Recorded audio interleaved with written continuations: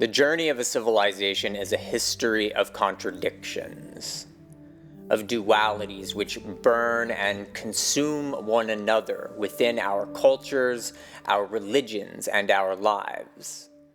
The contradictions of love and power, of individuality and community, of ideality and actuality. This video is going to be about those contradictions and the strategies which have been devised in order to navigate these conflicts which grind away within the soul of what we often refer to as Western civilization. On the surface, this video is going to address the ideologies of capitalism and Marxism. But beneath that veneer, I'm going to try to begin telling a story that I think is much further reaching. Unfortunately, this isn't a story that can begin at the actual beginning, so instead I'm going to try for the second best option.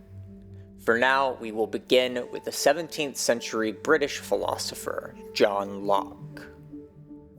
Locke is considered to be one of the most significant founders of a kind of political philosophy which we now know as liberalism. Liberalism, put very simply, amounts to the notion that human beings are fundamentally individuals, who then come together so as to agree on what sort of society they wish to create with one another. Society then is seen as ideally being the result of a rational agreement between free individuals, whose individual wills are balanced by one another, mediated by what we could call a social contract. John Locke was a man who lived within a kind of threshold, between the dying world of medieval Christendom and a life world which had yet to be born, one which, in my opinion, has still yet to be born.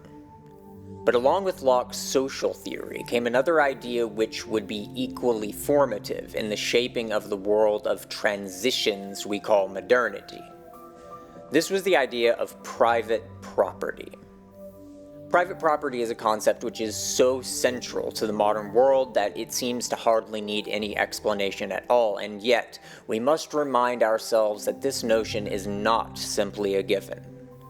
In the world of medieval Christendom, the idea of private property rights was simply non-existent. There were certainly laws against stealing other people's possessions, and the monarch was considered to wield dominion over his lands and all of the material resources of those lands. Nevertheless, Christendom was a world in which law was first and foremost rooted in religious doctrine. And medieval Christians actually saw that Christian doctrine demanded restraint of private property, laws against usury, for example, rather than guarantees of personal dominion over particular objects or plots of land.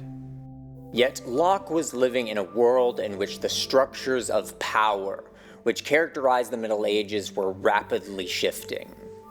The Protestant Reformation had torn Christendom asunder and consequently resulted in the laxing of prohibitions on usury, which had prevented mass accumulation of wealth by non-state financiers.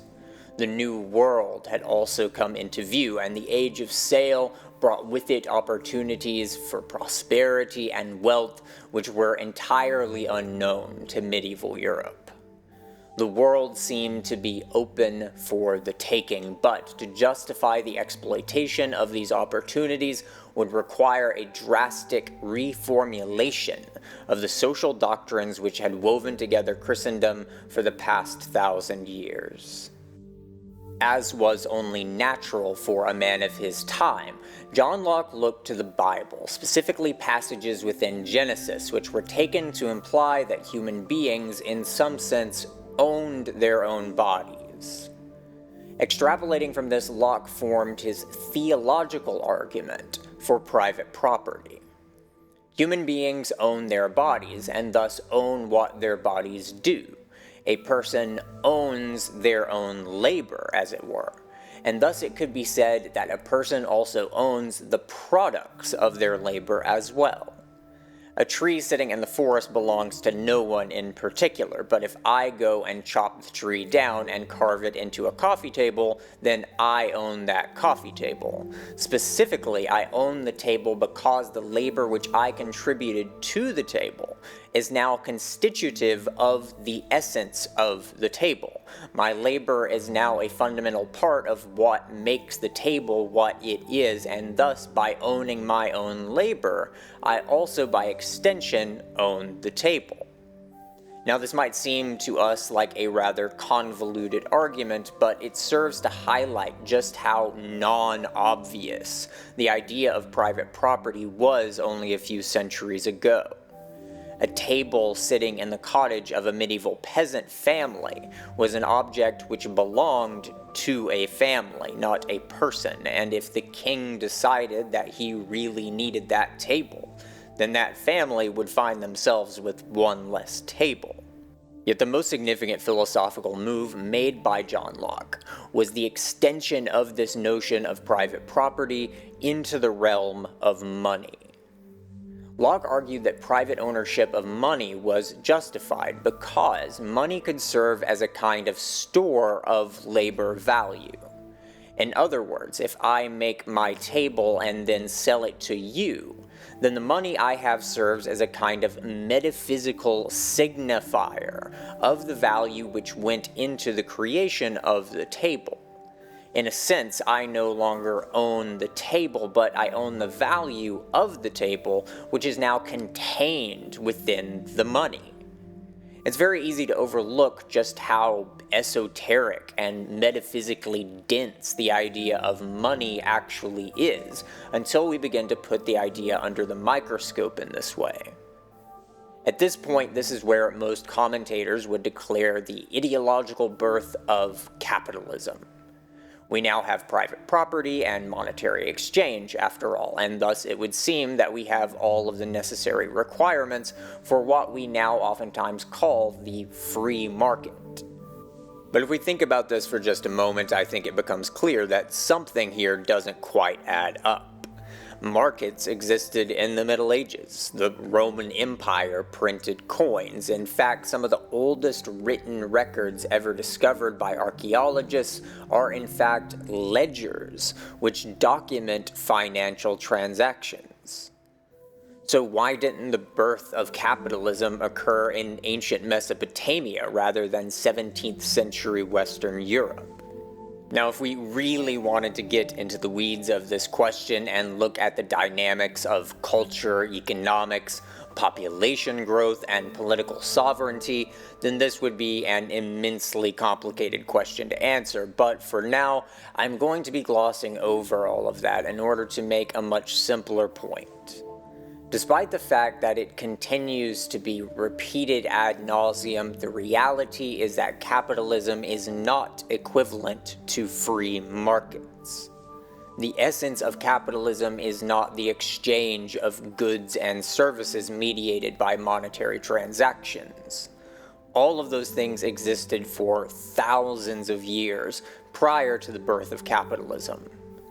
The reality then is that John Locke's labor theory of private property was in fact only the last piece of a puzzle which had been in the process of assembly since at least the Italian Renaissance.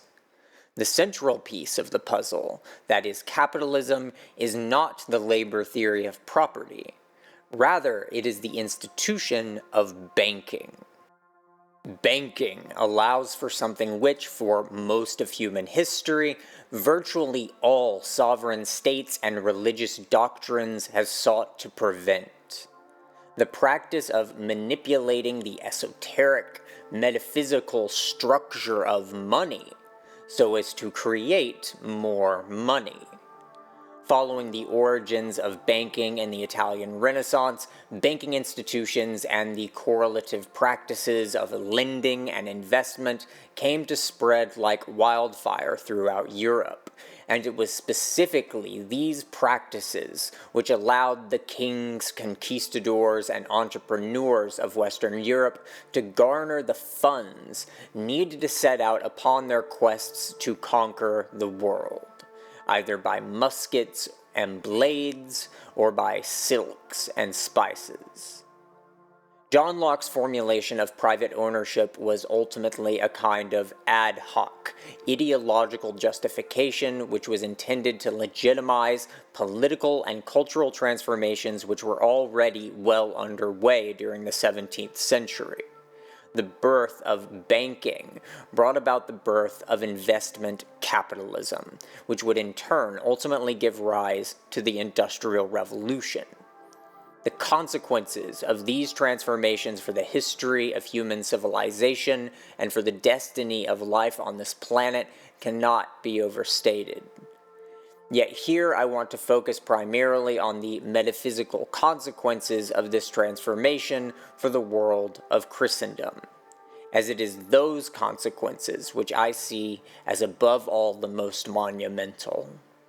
We must keep in mind that this transformation is one which emerged within the world of Christendom, a world which was transmuted in almost every single aspect of life for well over 1,000 years by the ideals of Christianity. Here we must take account of what exactly that implies. In particular, I want to emphasize that the world of Christendom cannot be understood unless we understand how Christianity came to define itself in contrast to the Roman Empire.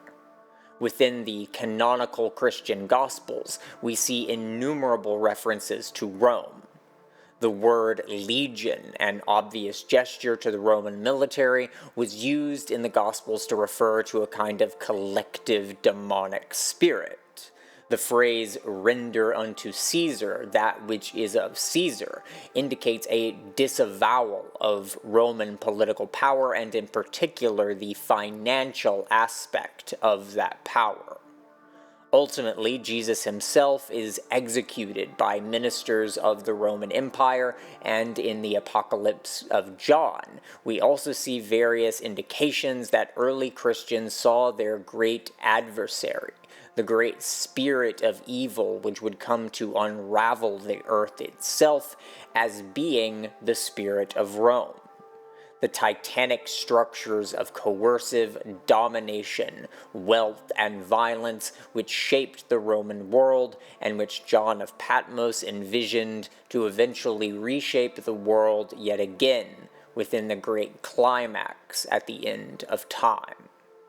And yet, as Christianity came to predominance within the Western world and thus began to reshape the very fabric of that world, the spirit of Rome yet remained.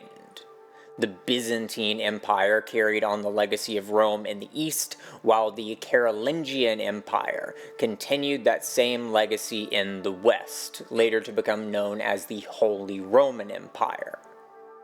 The world of Christendom was thus, in a sense, an attempt at a sort of compromise between the ideals of Christianity and the lingering, undead spirit of Rome herself. This compromise was the institution of Christian monarchism. In Western Christianity, kings were legitimized by the Bishop of Rome. The king's authority was said to derive from his appointment by God, meaning that the king was expected to rule in accordance with the realization and preservation of Christian ideals. Communities of ordinary people bound together by mutual responsibility, faith, and the universality of the sanctity of human life. Though Christian monarchs wielded power in a similar manner as that of Roman emperors, those monarchs were, at least in principle, bound by moral ideals which greatly limited the legitimacy of such power. Looking once more to Locke's theological arguments for private ownership, we can see this idea as yet another means by which Christianity was brought forth within the Christian world to impose limitations upon the legitimate uses of political authority. If my ownership of my money is guaranteed by the Bible, then that restricts the power of the king to tell me what I can do with that money. And yet through this very affirmation of private property rights, we can see the collapse of the great compromise between personal power and Christian ideals which prevailed during the Middle Ages. Whereas the monarchs and nobility of the medieval period were bound by a religiously codified duty towards the people of their dominion, the birth of capitalism would signal the rise of a new oligarchic class which would be burdened by no such limitation and no such religious obligations. Just as Roman senators and emperors were individuals who achieved their power through violence and exploitation, capitalist investors would likewise come to achieve elite status through the accumulation of personal power in the form of capital itself. A corporate CEO in the modern world wields at least as much social and political power as most medieval monarchs, yet the CEO is not crowned by a religious leader, nor bound by a religious oath to realizing and sustaining the ideals of Christian solidarity. The CEO is crowned by investors. He achieves his status because he is considered to be competent in the esoteric art of transmuting financial power into more financial power. His obligation is not to the Christian ideal of the flourishing of ordinary human life. His obligation is to his company's investors, and their interest in his rulership is exclusively in terms of the creation and maintenance of financial power. In the next section, we are going to talk about Marxism and the ways in which Marxism is, just like capitalism, a result of the deformation of Christian ideals. First, however, I want to say a few more things about capitalism itself and the ways in which capitalism has proven to be an immeasurably caustic force with regards to both the spiritual and ecological vitality of human life. The arguments which I will put forward here are not leftist or progressive arguments, nor are these arguments rooted in any particular religious framework. These are arguments which presume that the most politically significant aspect of human life is the manner in which we are inextricably woven within socio-ecological fabrics which condition the possibility of human psychological and physiological flourishing. Capitalism is a system in which market dynamics come to be the central guiding force in shaping the social evolution of a society. Ideally, we might like to think that individual human communities should be able to exercise collective agency in determining what their culture actually looks like. If we see a practice which is obviously destructive, we should be able to simply decide not to do whatever that destructive thing is. Yet, within capitalism, this proves to be almost the exact opposite of what we actually find to be the case. Foods which are oversaturated with sugars and high fructose corn syrups are undeniably very bad for general public health. Any sane community would simply decide not to eat such foods. Yet such foods simply sell more and thus make more money, specifically because they appeal to the more self-destructive aspects of human nature. One company begins selling such products and they succeed financially. In order to compete, similar companies will adjust their menus in accordance.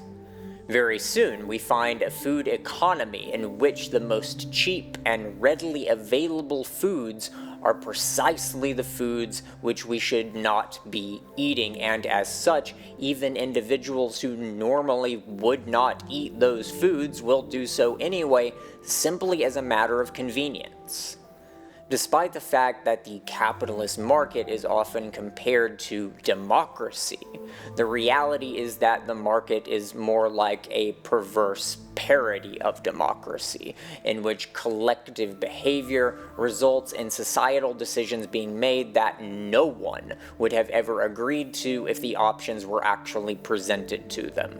No one decided that they wanted to live in a world in which toddlers stare at screens for dozens of hours a week. No one decided to create a world in which no one knows their neighbors by name. No one decided that it was a good idea to allow pharmaceutical executives to become billionaires at the expense of an opioid epidemic which claimed hundreds of thousands of lives. None of us chose to create such a world.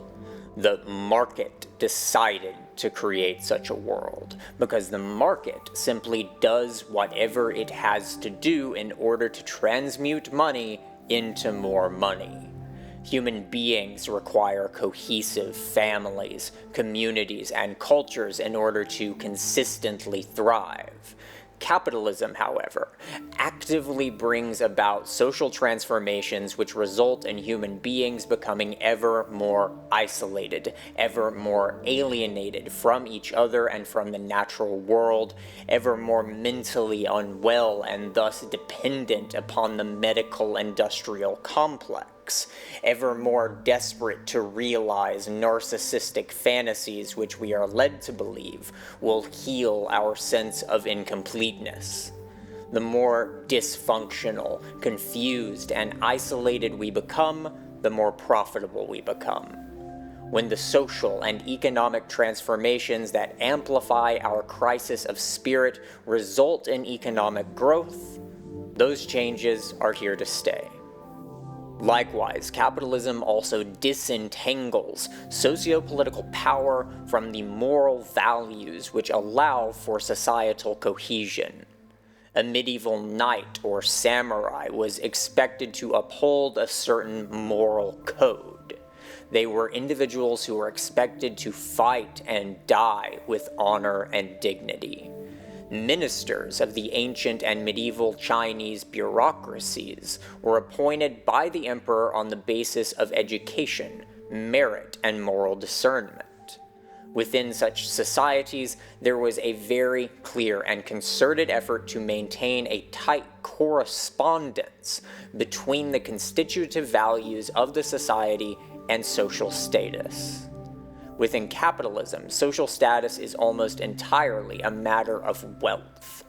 Capitalism rewards those who are cunning, manipulative, calculating, morally unfettered, or egotistical. Unlike those who were born into medieval nobility, those who are born into extravagant wealth in the modern world are bound by nothing but their own desires. And such unbounded power fantasies, more often than not, come to mutate into some version of hell. Finally, capitalism is a system which is inextricably dependent upon indefinite growth. Due to the nature of the capitalist monetary system, capitalist economies can never simply produce enough stuff to meet the needs of a people. We in the so-called developed world have been producing far more than we could ever possibly need for many decades. Yet an enormous amount of what is produced is simply thrown away, including over 1/3 of all food produced in the United States. Likewise, that which is produced and consumed is designed in advance to become obsolete in short order. Cars, phones, and computers are not built to last. They are built to break or become outmoded within a given time frame, as this allows for a continuing renewal of market demand. Within modern capitalism, money is essentially lent into existence at interest, meaning that there will always be far more debt in a given economy than the actual supply of money. If people pay off all their debts without taking out new loans in order to replenish the money supply, then eventually there will simply no longer be any money, and yet there will still be debt. Economic growth must therefore be promoted at all costs, whether that be through war, the further destruction of the natural environment, or whatever means are necessary. No matter how much is produced, there will never be enough. There is no such thing as enough. Yet we live on a finite planet with finite resources. Infinite growth is simply not an option in the grand scheme of things. Techno-oligarchs have recently begun fantasizing about taking capitalism to outer space to mine the resources of the moon or of the asteroid belt.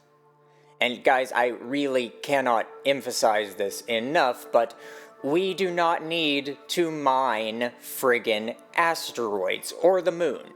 We have everything, and far, far more than we could ever possibly need here on Earth. What we need is a way of living in which enough is actually an option. When we look at the world around us in the modern age, what we see is not a world created by human beings, but a world created by a great blind machine. The machine does not know who you are. It does not care what kinds of suffering it creates. It does not know what suffering is. The machine simply feeds. It devours the world and transmutes the world into capital. It is a beast comprised of money and blood, and it is everywhere, for it is legion. Whereas the ideology of liberal capitalism emerged within a Western Europe which remained predominantly Christian, the ideology of Marxism emerged from an academic, intellectual culture of the 19th century which was increasingly materialistic and atheistic in nature. Karl Marx saw his philosophy as a scientific socialism. It was to be a means of remaking the world in accordance with materialistic rationality. Fundamental to Marxist doctrine is the distinction between base and superstructure. Base here refers to the material conditions of a given socio-economic life world. It is the metabolism of material relations between human beings and between the human society and its natural environment. The different forms of this base are referred to as modes of production. As the term base indicates, Marxists see the material mode of production as the fundamental ground of a given culture. It is the means by which human life is able to sustain and perpetuate itself, and thus is seen to be the core from which all other aspects of human existence come to emerge. These secondary aspects, such as religious practices, societal norms, moral values, political institutions, and traditions of art, literature, and music, are all considered to be a superstructure, which grows out from a society's underlying material conditions. Marxists, therefore, regard the superstructure as something which can and should be entirely reconfigured through the transformation of the society's material conditions. Conversely, this transformation of culture can serve as a means to achieve the goal of remaking the material base. Marxists do not believe that there is an underlying metaphysical structure to the world which conditions the nature of art, music, culture, religion, and morality. These aspects of human life are seen as secondary and entirely dependent outgrowths of material conditions. As such, Marxists regard culture entirely in light of the ultimate goal of achieving communism. Cultural norms are often seen simply as obstacles to that ultimate final telos. Conversely, when Marxists actually create culture or think in moral terms, they see their activity as conditioned and informed by the teleology of communism. Art should reinforce communist ideology. Narrative should further the mythos of the triumph of the proletariat over the bourgeoisie. Any sort of traditionalism or any sort of moral or aesthetic thought which defers to a higher order of reality is seen as fundamentally reactionary. Marxists do not believe that there is such a higher order, and therefore, any cultural activity which is not directly in service of the realization of communism can only be a product of a different mode of production, either of capitalism or as a vestige of the feudal past. Within Marxist ideology, the goal of achieving communism effectively fills the same role which, during the medieval period, was performed by the concept of the will of God. The authority of the state is legitimized by its relation to the achievement of communism, and moral value is defined in relation to such achievement. Ironically, Marxism and capitalism are, in essence, both forms of hyper-liberalism. They both take the basic premises of liberalism formulated initially by John Locke and elaborate those premises in opposite directions. Within capitalist ideology, Locke's labor theory of property becomes elaborated so as to serve as a justification of power accumulation through usury. Within Marxism, conversely, the labor theory of property becomes elaborated so as to become the labor theory of value, which then serves as the basis for the Marxist conceptions of alienation and exploitation. Marx contends that the owners of the means of production are able to become wealthy through the vampiric extraction of surplus value. The laborer creates labor value through their work, and this value is then garnered by the owner of the means of production, such that the worker is only paid a small portion of the value which they actually created through their labor. What the owner takes off the top is thus a surplus value, which Marx saw as a form of unjust exploitation. Given that Marxism is a metaphysically materialistic doctrine, it would appear at first that Marx would have no basis by which to argue that such garnering of surplus value is morally unjust in any way.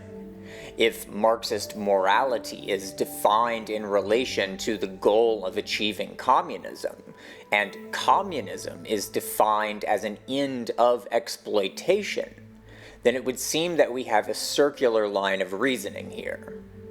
But Marx saw the immorality of such exploitation in terms of his manner of conceptualizing the ontological essence of human beings. Marx was, of course, a materialist and therefore saw the essence of human existence as fundamentally material. Therefore, the material relations of human life, that is, our labor, can be seen as existentially constitutive of human life. In other words, our labor is part of who and what we are, metaphysically. Marx saw the extraction of surplus value as a means by which human beings come to be alienated from their labor. Alienated labor is labor which effectively belongs to someone else, and therefore this creates a kind of rupture within the material essence of human existence. Capitalist exploitation, therefore, could be seen as a process by which human beings become essentially denatured. The alienation of our labor leaves us incomplete, emptied of a fundamental aspect of what makes us human. It is here then that we can see just how Marxism is, in fact, a form of hyper-liberal ideology. It begins with individual self-ownership in the exact same way that we see in capitalist ideology. Despite the supposedly collectivist ideals of Marxism, we can see that Marxism begins with a fundamentally individualistic conception of human existence. The ideal of communism is understood to be a state in which the human individual is re-familiarized with the labor which had previously been robbed of him unjustly. Although the ideal of Marxism appears superficially to resemble the ideals of Christianity, beneath the surface we can see that within Marxism there is no conception of fundamental human dignity, no conception of the sanctity of life, no conception of a fundamental obligation to the spiritual flourishing of other human beings. Marxist ideology is an attempt to derive a morality of collective solidarity from an essentially egotistic conception of human nature, just as liberal capitalism sees society as a kind of contract between actors who are first and foremost egoic individuals.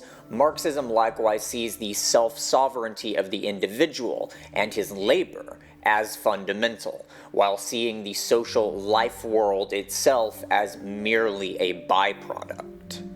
Both ideologies are rooted in the metaphysical framework of the Cartesian egoic self.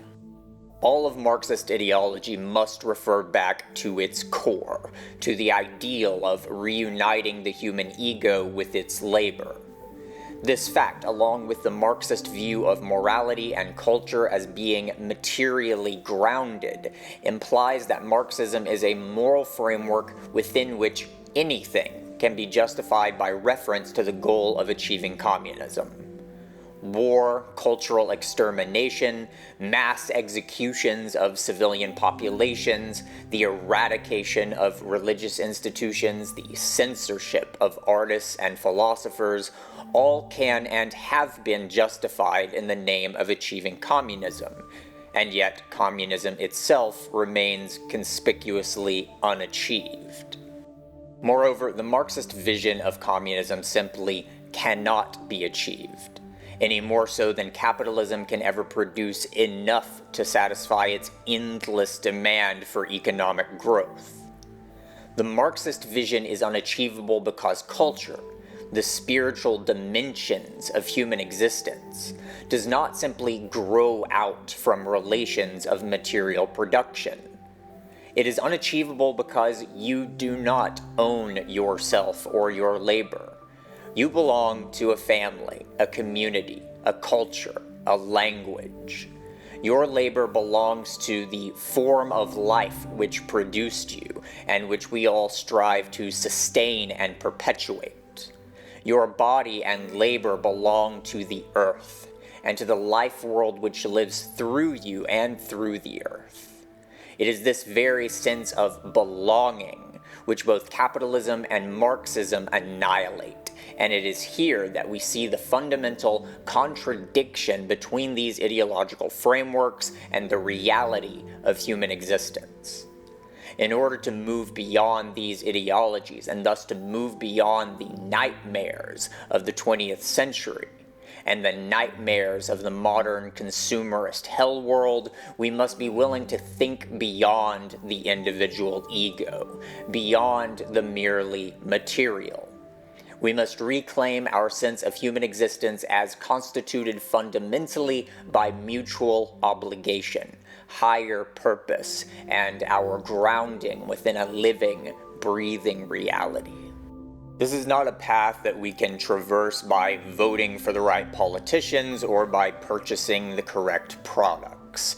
I am not offering here a vision which can be achieved by winning any number of battles within culture wars or economic policies. To create a new world means to create a new mode of life, a new culture, a new way of thinking and relating to the world. We must be willing to reclaim the wisdoms of the past which have been buried by modernity, and we must be willing to imagine a future which has never before been actualized. Hypermodernity is a world in which human beings are the slaves of machines. What we must create instead is a world in which technology serves to further human life. Rather than simply watching the iron laws of economic and technological growth play themselves out, we must create a world in which we are able to decide for ourselves what technologies are actually beneficial to us and which are not. We must somehow develop means to ensure that those who wield power over us are those who most embody the ideals which allow for the realization of beauty within our lives. 15 centuries after its fall, we find that we are still contending with the spirit which gave shape to the Roman Empire, the incessant, bottomless hunger of the will to power. We are seeing the ways in which that spirit can come to deform and mutilate our world when it is able to wield the power to bend nature itself to its will. Now we are beginning to see what happens when that same power begins to act on human bodies through the fantasy that we can remake ourselves in whatever manner we see fit. The consequences of that fantasy are only going to get more and more horrific and disturbing, and that is something we must be prepared for. We must find ways of regenerating the cohesion with one another which we have lost along the way, and therefore we must remember the perennial truth that a people is necessarily bound together by a shared sense of spiritual purpose. But perhaps before that is even possible, we must first begin by regenerating the cohesion within our own minds and our own lives, such that we are able to germinate within ourselves the seeds of a future that we might not live to see. Obviously, we have to play with the hands which we are dealt, and I doubt any individual now has the power to correct the course we seem to be on. Nonetheless, there is immeasurable value in striving to become beacons of sanity in a world that is rapidly descending into madness, as that is itself the most basic condition for the possibility of finding our way out of the darkness.